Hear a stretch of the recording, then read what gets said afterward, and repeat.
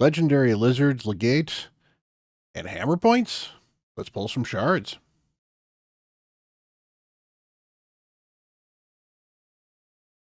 Hello everyone, Bront CatHerder here. We're having some fun talking Raid Shadow Legends, and the portal is glowing yellow, and it is time to pull some shards, because we have a 1+1 legendary event, and of course we have some hammer points on the line for the Hammer Soul 4 Thor, who's really, really good. I will have a video on him on Thursday, in fact, so that'll be posted tomorrow, if you are watching this at launch, and we are going for the Summon Rush here. I do not need any extra champion fragments, which honestly I think is probably a mistake on my part. I probably should not have done the some of the other summoning pulls, but you know, you win some, you lose some, you make a bad call, and it happens. I think Plarium could have been a little more transparent about the fact that this was also going to be part of the other event too, and then I probably would have saved them, but at the same time, I made sure I got the event so I didn't miss it out. So I'm not going to rush too much about that. Now, I would actually love on my alt some of these mythical stillstones. I am probably not going to get any of them just because I only have 13 shards, which gets me almost to this one. If we get close enough, maybe I'll pull some voids. But my goal here is to hit the 1+1 because we have a 1+1 here. And on top of that, we have a increased boost on these 3 faction Unity Guardians. Now, Vizug is amazing. He ignites a ton of stuff, puts some poisons up there as well. Legate, he can do a ton of damage. He can help you quite a bit. He can actually get rid of some of the sheep problems for the lizards. And Bullet seems like he's okay. He's not as good as the other ones, but he's got some buff stripping.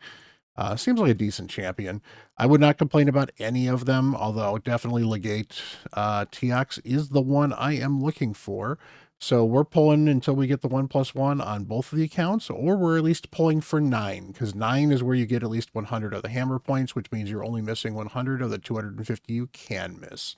So that'll keep me with some shards on this account. I don't think I can actually save any shards on my other account. And if I have to, rip a couple of voids because I want to get that legendary tome or the mythical tome, I will do that. So let me go grab a Pepsi and we'll be right back and we will rip some shards. All right, it is early morning for me here. We've got a Pepsi right here. Not a sponsor, unfortunately. Pepsi, you can change that. And we are ready to get some amazing, amazing legendaries on this account. So let's get to pulling. Here we go. And of course, that is an epic. That is a Delaja. Nothing exciting there. I guess that is one of the Mikage fusions. And I wouldn't mind one of the Mikage fusions. I'm missing Furgun, I believe, on this account. So Furgun would be amazing. Doom Priest. Doom Priest is great. Probably going to get an empowered. She is does all kinds of healing and cleansing. It's all about this passive. You put her in a relentless gear and she's healing a bunch of HP, much like Syl, but she removes debuffs at the start of a champion's turn. So she can be used in clan boss teams. She can be used in all kinds of Doom Tower sections. Anytime where you need to remove some debuffs and get healing passively, it is great. She doesn't do a lot else other than that passive, but that's actually sometimes fine. So let's go. Let's get a lizard. There's a legendary, and that is a Goffred. Ooh, Goffred's really good. I like Goffred. I've got him on my main. He's actually really cool. And who are we going to get? And a Yannicka. I mean, Yannicka is actually still pretty cool. I think I've got Yannicka in this account already. I think I pulled her from the void, so that'll be an empowerment. That is good. Yannicka, you can actually earn her in the clan shop. And she does an attack here that can be an AoE if she's under Veil. But otherwise, it's just a one attack. Attacks 2 times, has a 50% chance of placing Leech. Hits reasonably hard. You have the perfect Veil here on this champion 2 turns if this attack is critical. Actually here, this is one attack. Only place a perfect Veil in both this champion for 3 turns attacking critical and grants an extra turn. So this is a single hit, but it's actually a very, very hard single hit. And she gets an extra turn automatically, and she gets a perfect Veil on herself, which is great. And then this is an AoE, will remove shields, and she can then turn them back on the people that she attacks with. And this is actually one of the reasons that she can be kind of broken with Wixwell in Hydra. So you can use Wixwell to build up some really huge shields, and then use Yannica to turn them, and then nuke all of the heads of Hydra with the busted shields. So, decent champion. She's got a decent aura as well, 30% in all battles. She actually hits fairly hard anyway, especially if you're looking for a nuker in the early mid game. You could actually do worse than building yourself a Yannica, and since she's available in the clan shop, she's probably worth pursuing. Gottfried is actually really good as well. What Gottfried is good for is actually one of the reasons that people are liking Freya as well. He's got an ally is about to be killed by a fatal hit, blocks the incoming damage, and places a block damage buff on them for 1 turn. Meanwhile, whenever an ally is under block damage and placed by this champion, has a 75% chance of placing a stun buff on the attacker for 1 turn. So basically, he gives them a chance to stun out of his passive. It does need to be booked. That's not quite as exciting as his fatal hit. So he can be very useful for being very annoying in arena. That happens to be the first person attacked. So if the person understands how this passive works, they can try to target who they want to attack, get the block damage on that champion, then go kill somebody else. But not everybody actually realizes that. If it's a full auto team, it's not going to care. And if they don't know, then you might get away with having somebody not die on you, which can be enough to turn the battle in arena. He does actually smack pretty hard as well. He's got an AoE here with a decent chance of stunning, up to 100% on a 3-turn cooldown. And the decreased defense and provoking is A1. It's not too bad. And then he does an increased defense and removes any decreased defense and weaken on allies. This is not great, but it's not bad. So he brings decent stuff to the table. He's also a defense-based nuker, so he does decent damage based on defense. You can certainly build him in damage gear and use him as a nuker. He's not going to be your main nuker, but he can be a good sub-nuker. Or you could certainly build him in things like Stone Skin and Resistance and hope that somebody has to target somebody else to kill and that he keeps them alive.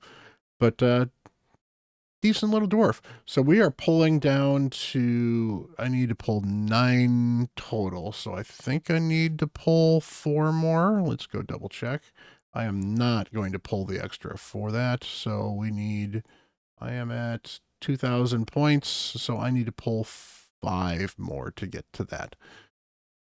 All right, so let's pull 5 more. Maybe I can snag another Lego. That would be kind of cool. That is another Lego. And that is awesome. So we don't get Legate Teox on the double. We get Legate Teox after the double. That is awesome. So I briefly talked about what Legate does. He is amazing. He's got the Unity thing here, increase attack in Alalidal and increase accuracy on Lizardmen. You've got the attack 2 times. I like the highest crit damage. We'll team up and join the attacks. He's got an automatic A1 ally attack with the highest crit damage champion, which can do a ton of damage. This is really great in Hydra. Will be increased by 10% for each debuff on the target. So that's even more damage that he's doing. Attacks one enemy 3 times. Each hit will ignore 10% of the enemy's defense for each debuff on the target. Again, nice. Debuffs don't hurt. Each hit will also increase this champion's attack by 10%, so he stacks up the additional attack. It's very Harima-like, and if he kills somebody, he gets an extra turn. That is awesome as well. That works really well in Arena. And then attacks all enemies before attacking, places increase attack and increase crit damage buff on this champion for 2 turns. Place an extra hit on enemies under any debuffs. But what he's really, really good for, and it's his passive. So he gives, will ignore strengthen, ally protection, and shields, which is amazing. If enemies are killed by the skill while under a debuff, places a block revive with 2 faction allies. Now he's a lizardman, so you can put lizards with him. So if people like Krisk are great, people like Ramantu can be great. Obviously, if you've got, there's a couple different nukers you can use, but he's a good nuker as well. You could certainly use a Necmothar to speed you up. There's some pretty good lizards for Arena out there now. Then faction allies deal 20% more damage for each debuff on each enemy. That stacks up to 100%. That is also another amazing damage buff. buff. Plus, remember, if he's got 5 debuffs and he gets this extra hit, that's effectively 400% damage. So that's huge. But this wonderful faction ally immunity all allies are immune to sheep debuffs. This is what makes him very viable in arena, because using champions like Ramontu will tend to get you sheep. Using champions like Krisk will tend to get you sheep. So no more sheep in arena. So this is why he is on a lot of the high-end teams. A lot of the high-end teams use Sulfurion as well to put some extra debuffs out there as well. Sulfurion, Krisk to protect everybody, and you use your Ramontu to strip everybody else, and then you use Legate Teox to nuke people. So this is amazing. This is awesome. I would love additional Legos, because I've got 3 more shards. Actually, I got 4 more shards to pull. I got to pull down to 4. But we are pulling, and this is awesome. Thank you, Pepsi. Thank you, Polarium. You have blessed this account. This is awesome. And I will take more legendaries, but I am happy with what I have gotten on this account.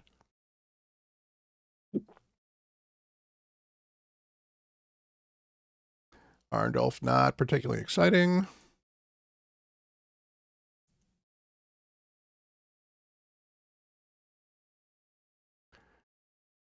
Frostbringer does not bring the frost, as they say. Ooh, and a Seeker. Seeker is awesome. I will definitely empower my first Seeker because I use them in Clan Boss and I can use the additional damage. I mean, I don't need the additional damage, but Seeker's super useful. I use them in a lot of secret rooms and stuff like that as well. Good champion. So let's go check and see. I think I've got Yannicka. I can throw in my Faction Guardians. And I've already got 2 Yannickas, so that was a 3rd Yannicka. So maybe I'll empower Yannicka, or maybe I'll hold on. I'd like to get more of these guys. So, all right, I will be right back on my other account, and we'll go to pull some more shards there. Hopefully we can get another TX on that account as well. All right, we are on my main, and we are here to pull, and we are going to pull 9 shards, because again, that is where the hammer points are. If I have to go past 9, we'll go past 9. Hopefully I won't have to, but we'll see. I am not near Mercy, which means I won't hit Mercy. I've got, well, I've got 6 shards towards Mercy. So Sacred Mercy's kind of meh. So Sacreds are 6% chance for Legendary, and then the Mercy is after the 12 summons, you get 2% boost. So I'm going to hit Mercy on my 7th shard, and it's only going to be an additional 2% per shard after that. So the odds are not necessarily with me, but you know what? We'll give it a try. And, if you don't pull, you're never going to get what you want. So I am looking forward to this. Again, we had some great luck on the alt, so let's get something cool on the main. I would love a TX. If I end up with somebody other than a TX, I'll be happy, hopefully. And I say hopefully. All right, Baroth the Blood-Soaked. Not particularly exciting. He does some damage, but not a lot. He could be better. Jirogen, not really found him to be particularly useful.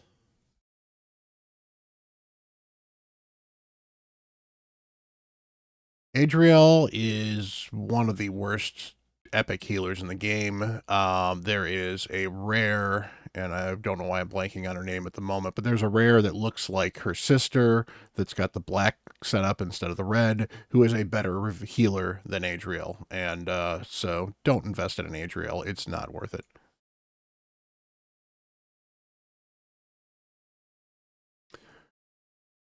Tarshan, kind of meh kit. Alrighty.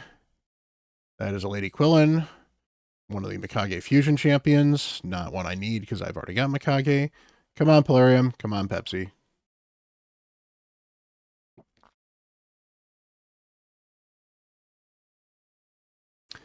The Infernal Baroness. Not particularly exciting. This is not going as well on my alt, but you know what? It's all going bad until you get a legendary, right? Seneschal is not very exciting. Let's get a Lego. Let's get a Lego.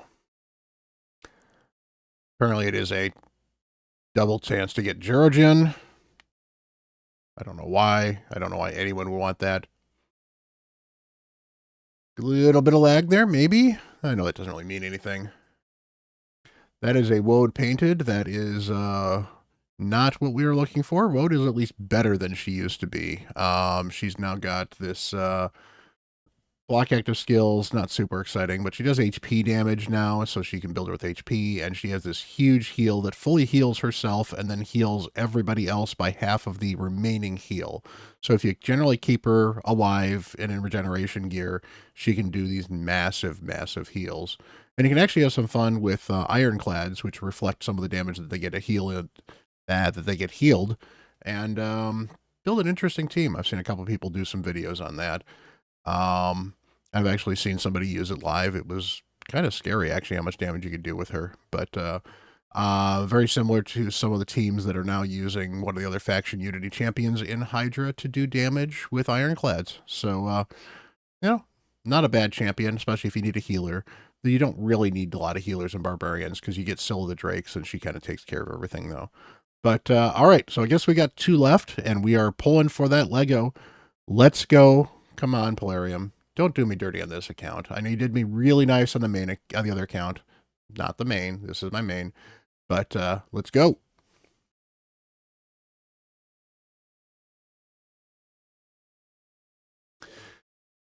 That's Bushi. That is not super exciting. So we got 1 left. Now, Polarium, I'm watching you. Okay, you're going to be nice. This is going to be the final shard. I appreciate that. This is great for viewer retention. This is great for getting everybody to come on here, getting everyone to like and subscribe on the video, bring up that tension, bring up that drama, bring me that Lego. That's not a Lego. That's a Cornelia. Well, looks like we have a tale of 2 shard pulls. So, well, I appreciate you guys sticking around. Hopefully you've stuck around at the end here. Definitely not as exciting on the main. Sometimes you win some and, sometimes you lose some. But, hey, I am super excited. My alt is getting super jacked up. We've got all kinds of cool champions there, and I am going to have some fun with Legate Teox. And we will see. I'm probably not going to end up with any more shards in this account because I'm not really buying much of anything right now. And that's fine. You got to understand what your budget is and decide whether or not you want to go beyond that when stuff like this happens. But don't always have to spend, which is fine. And if you do spend, that's fine as well. So until the next video, I've been Bront CatHerder.